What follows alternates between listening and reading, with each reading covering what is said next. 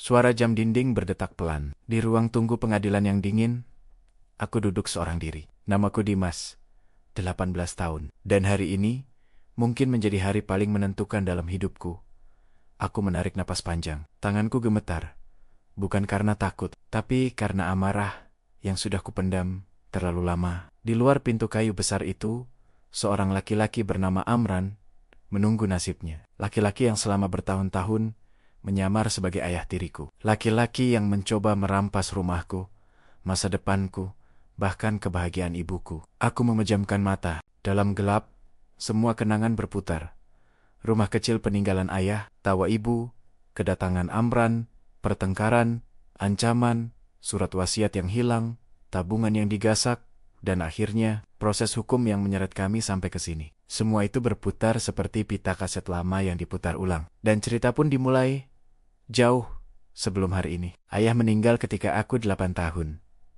Aminah, ibuku, menjadi satu-satunya tempat aku berpulang. Ia baru 33 tahun kala itu. Usia yang masih belia untuk menyandang gelar sebagai janda. Aku masih ingat malam ketika pelayat terakhir pulang. Ibu duduk di beranda, memeluk foto ayah rat-rat, menangis tanpa suara. Ketika ia sadar aku memperhatikannya, ia tersenyum kecil. Dimas, jangan khawatir, ibu ada untukmu. Itulah janji pertama ibu. Janji yang selalu ia tepati. Hari-hari berikutnya, ibu bekerja keras. Pekerjaannya di kantor administrasi tidak mewah, tapi cukup. Kami hidup sederhana. Makan tempe goreng, lampu dipadamkan pukul 9 malam, dan televisi tabung yang suaranya kadang serak. Tapi ada satu hal yang ayah tinggalkan yang jauh lebih penting. Rumah kecil kami, penuh kenangan dan tabungan pendidikan untuk masa depanku. Ibu menjaganya seperti menjaga warisan paling suci. Kami bertahan-tahan hidup tenang. Aku sekolah, ibu bekerja, dan rumah kami menjadi tempat paling aman di dunia. Sampai semua berubah ketika aku berusia 14 tahun. Hari itu ibu pulang lebih cepat. Ia membawa aroma parfum baru, sesuatu yang jarang ia pakai. Dimas, katanya sambil merapikan kerudung, ibu kenal seseorang hari ini. Siapa? Tanyaku, tanpa menoleh dari buku pelajaran. Namanya Amran. Aku mengangguk. Tidak ada yang istimewa dari nama itu saat pertama kali ku dengar. Tapi beberapa hari kemudian, ia datang ke rumah. Ia turun dari mobil yang mengkilap seperti baru dicuci. Pakaiannya rapi, parfumnya terlalu kuat. Lalu senyumnya terlalu manis untuk seseorang yang baru dikenal. Ini rumah kalian? Sederhana, tapi hangat, katanya sambil menatap sekeliling, seolah menilai harga tiap sudut. Aku merasakan sesuatu yang aneh. Entah apa sekilas kilatan curiga menusuk dada. Tapi aku masih terlalu muda untuk mengartikannya. Ibu tampak gugup, tersenyum lebih lebar dari biasanya, tertawa lebih keras dari biasanya. Dan untuk pertama kalinya, aku sadar, ibu mungkin kesepian. Amran menjadi tamu rutin. Kemudian teman dekat, lalu entah bagaimana menjadi seseorang yang ibu puji setinggi langit. Ayahmu dulu baik, Dimas, katanya suatu malam. Tapi Amran, dia membuat ibu merasa dihargai lagi. Aku ingin berkata sesuatu, tapi aku hanya menatap meja makan yang tiba-tiba terasa sempit. Semakin sering Amran datang, semakin sering aku memperhatikan hal-hal kecil tentangnya. Mobilnya selalu berganti-ganti, tapi platnya sama. Perhiasan di tangannya terlihat mahal, tapi warnanya cepat pudar. Ia sering berbicara tentang pekerjaannya, seolah ia direktur besar. Padahal ibu bilang, dia hanya staf pemasaran di perusahaan biasa. Tapi yang paling membuatku curiga adalah cara ia memandang rumah kami. Bukan dengan kekaguman, bukan dengan kehangatan. Tapi seperti seorang pedagang menilai barang dagangan. Aku tahu ibu tak melihat itu. Ia hati-hati jatuh terlalu cepat. Suatu malam, aku tak sengaja mendengar ibu di telepon. Suaranya rendah, tegang. Amran, kenapa bunganya tinggi sekali? Kamu bilang kamu sudah bayar bulan lalu. Kamu tidak bohong kan? Aku mematung di depan pintu kamar. Ketika ibu keluar, ia menyeka air mata. Dimas, sudah tidur? Ini cuma urusan kantor. Aku pura-pura percaya. Hanya karena aku anak 14 tahun, bukan berarti aku bodoh. 3 bulan setelah pertemuan pertama mereka, ibu mengajakku duduk. Dimas, ibu ingin menikah. Aku terdiam. Tidak ada kata yang cukup tepat. Tidak ada pikiran yang siap. Dengan Amran, tambahnya, Bu, kita baru kenal dia sebentar. Ibu tahu, tapi ibu merasa ini yang terbaik. Aku ingin berteriak, jangan. Tapi melihat mata ibu, mata yang untuk pertama kali sejak ayah meninggal, tampak berbinar, aku menelan semua kata itu. Kalau ini membuat ibu bahagia, siapa aku untuk melarang? Maka mereka menikah. Sederhana, cepat, tanpa pesta. Dan beberapa minggu kemudian, topeng Amran mulai retak. Pada awalnya, Amran masih bersandiwara, membawakan buah tangan, memuji masakan ibu, memberikan uang belanja. Tapi itu tak lama, tak butuh waktu sampai akhirnya debt collector datang mencari Amran. Mobilnya disita. Teleponnya tak henti berdering. Kadang ia menghilang berjam-jam, pulang tanpa penjelasan. Lalu ia mulai meminjam uang dari ibu. Sebentar saja, minjem dulu. Ya, minggu depan aku dapat bonus. Tapi minggu depan tidak pernah datang. Sementara ibu mulai kehilangan senyumnya lagi. Tapi kali ini ia memilih diam. Mungkin karena takut, mungkin karena malu, mungkin karena ia merasa sudah terlanjur menikah. Aku baru 16.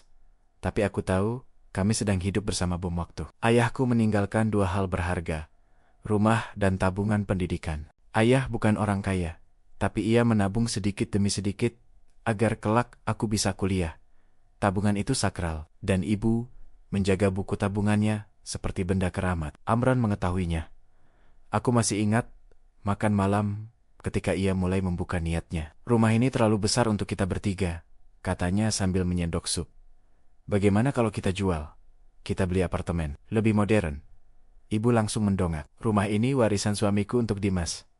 Amran tersenyum kaku. Ada sesuatu di matanya dingin, terhitung, berbahaya. Sejak hari itu, setiap beberapa minggu ia mengulang ide yang sama. Seringkali diselipkan tekanan, mempertahankan rumah tua ini tidak masuk akal. Kita butuh uang untuk kebutuhan lain. Kamu tidak mau masa depan kita terhambat gara-gara rumah jelek ini kan? Dan setiap kali ibu menolak, tatapan Amran semakin gelap. Aku tahu apa yang ia incar, dan aku tahu ia tidak akan berhenti. Usiaku 18, ketika semuanya meledak. Satu sore ibu pulang sambil gemetar. Ia menyerahkan selembar kertas dari bank. Dimas, tabungan pendidikanmu. Tersisa sedikit. Aku merampas kertas itu, hatiku terjun bebas. Tidak mungkin, Bu. Ini hampir habis. Ada transaksi penarikan besar, Bu. Siapa yang ambil? Ibu menggeleng. Wajahnya pucat. Ibu tidak pernah mengambilnya. Tidak pernah. Aku menarik tangan ibu dan langsung pergi ke bank. Di sana, petugas menunjukkan formulir penarikan tunai dengan tanda tangan ibu yang jelas-jelas palsu. Darahku mendidih. Ini pemalsuan. Ini kriminal. Petugas terbelalak. Maaf, kami tidak tahu dokumennya resmi. Ketika ibu melihat tanda tangan itu, ia jatuh terduduk sambil menangis. Ia tahu, aku tahu, Amran. Hanya dia yang mungkin melakukannya. Kami membuat laporan polisi malam itu juga. Dan ketika Amran tahu, pukul 1 dini hari, pintu rumah dibanting terbuka. Amran masuk dengan mata merah dan langkah gontai seperti binatang liar yang terpojok. Kalian melaporkanku, teriaknya. Kalian menuduh aku mencuri uang keluarga. Aku berdiri menghadangnya. Itu uang ayah. Warisan buat aku, bukan buat kamu. Amran mendengus. Ini rumahku juga. Aku suami ibumu. Aku maju selangkah. Bukan. Kamu cuma penipu yang memanfaatkan ibu. Ia tertawa pendek. Tawa yang membuat bulu kuduku meremang. Kamu pikir kamu bisa menghentikanku? Surat wasiat ayahmu itu saja sudah tidak ada. Tanpa itu, rumah ini juga bisa atas namaku. Aku terbelalak. Surat wasiat? Hilang? Ibu berlari dari kamar. Amran, kamu ambil surat itu. Amran tersenyum bengis. Siapa? Laki. Dan tanpa surat itu, kalian tidak bisa apa-apa. Ia pergi sambil menutup pintu keras. Ibu jatuh menangis. Aku memeluknya sambil menahan amarah yang hampir membakar dadaku. Bu, kita harus melawan. Kita tidak boleh kalah. Hari-hari berikutnya dipenuhi pencarian bukti. Aku menggali email ayah, menghubungi rekan kerjanya, bahkan mendatangi kantor notaris yang dulu mengurus wasiat ayah. Aku tidak tahu harus mulai dari mana. Tapi tekadku sudah bulat. Aku menemukan jawaban di kantor notaris. Syukurlah kalian datang, kata notaris itu. Kami masih menyimpan salinan digital dan berkas cadangan. Ketika ia menyerahkan berkas berstempel resmi itu ke tanganku, aku hampir tidak mampu menahan air mata ini. Ini buktinya, Bu. Ibu memelukku sambil menangis lega. Dengan berkas itu, dan bukti pemalsuan tanda tangan di bank, laporan kami menjadi lengkap. Kasus masuk ke pengadilan, dan disitulah perang sesungguhnya dimulai. Hari itu, ruang sidang penuh. Aku duduk di barisan depan, ibu di sampingku. Sementara Amran duduk di kursi terdakwa, mengenakan kemeja lusuh, tidak lagi seperti pria kaya yang dulu ia pura-purakan. Hakim membaca dakwaan, pemalsuan tanda tangan, penipuan, penggelapan tabungan pendidikan, percobaan penguasaan harta waris tanpa hak. Amran tampak gelisah, kakinya goyang. Ketika namaku dipanggil, jantungku hampir pecah. Tapi aku bangkit. Aku menceritakan semuanya dari awal. Pertemuan dengan Amran, perubahan sikapnya, hutang-hutangnya, ancamannya, hilangnya surat wasiat, penarikan tabungan palsu. Suaraku sempat bergetar, tapi aku terus berbicara. Dia bukan hanya menyakiti ibu saya, kataku di akhir. Dia mencoba merampas hidup saya. Ruang sidang hening. Pengacara Amran mencoba membela dengan alasan klise. Amran mengira uang itu milik bersama, bahwa ibu mungkin lupa memberi izin. Tapi ibu berdiri dan berkata dengan suara paling tegas yang pernah kudengar. Saya tidak pernah memberi izin penarikan itu. Itu bukan tanda tangan saya. Saksi ahli forensik dipanggil. Tanda tangan itu dipastikan palsu. Motif Amran jelas. Ia ingin menguasai harta waris. Buktinya telak. Hari putusan tiba. Aku menggenggam tangan ibu.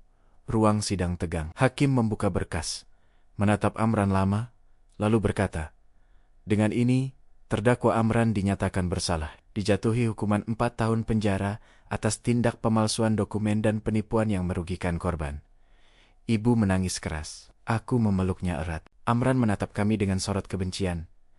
Tapi petugas sudah menggiringnya keluar. Untuk pertama kalinya dalam bertahun-tahun, aku merasa bisa bernapas. Rumah kami tetap menjadi milik kami. Tabungan pendidikan memang tidak sepenuhnya utuh, tapi sebagian besar kembali setelah proses hukum. Ibu kembali bekerja, kali ini tanpa beban bayangan seseorang yang pura-pura mencintainya. Suatu sore, setelah semua selesai, ibu memanggilku ke beranda. Dimas, terima kasih. Tanpa kamu, ibu tidak tahu apa yang terjadi. Aku menatap langit senja. Kita saling jaga, Bu. Ayah juga pasti ingin begitu. Ibu tersenyum. Untuk pertama kalinya, terlihat benar-benar tenang. Rumah kecil peninggalan ayah terasa jauh lebih hangat dari sebelumnya. Seolah badai yang selama ini menghalangi cahaya telah berlalu. Dan aku tahu, ini bukan hanya tentang menang di pengadilan. Ini tentang mendapatkan kembali hidup kami. Aku duduk di teras rumah, mendengarkan angin malam menyusup lewat celah pintu. Rumah ini pernah hampir direbut dengan kebohongan. Tapi kini, ia tetap berdiri, teguh, sama seperti aku dan ibu. Ada banyak luka, banyak air mata. Tapi setiap luka mengajarkan sesuatu. Dan dari semua itu, aku belajar satu hal. Tidak semua yang datang membawa senyum pantas diberi tempat di rumah kita. Terkadang, serigala berpakaian rapi. Terkadang, bahaya datang melalui seseorang yang kita kira akan membawa kebahagiaan. Tapi kebenaran selalu menemukan jalannya. Selalu. Namaku Dimas, dan ini adalah kisah bagaimana aku merebut kembali hidupku.